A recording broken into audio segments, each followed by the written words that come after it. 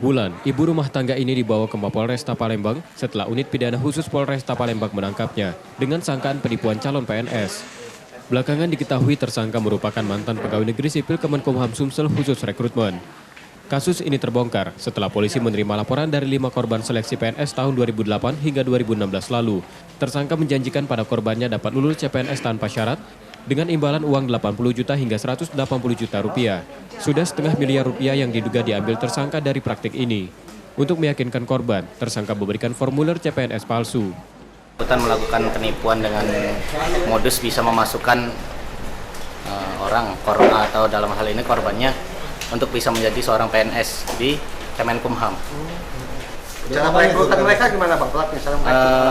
Yang bersangkutan memberikan formulir pendaftaran berikut dengan surat perintah tugas palsu setelah korban mau menyerahkan uang pendaftaran yang deal-dealan antara korban dan pelaku. Berapa Bang tarif satu orang dipinta itu?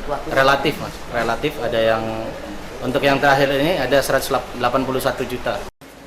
Dari pemeriksaan polisi, tersangka sebelumnya pernah dihukum 6 bulan di Lapas Wanita Palembang dengan kasus yang sama dan tertangkap lagi karena ada laporan dari korban lainnya. Yudi Kiswanto, Kompas TV, Palembang.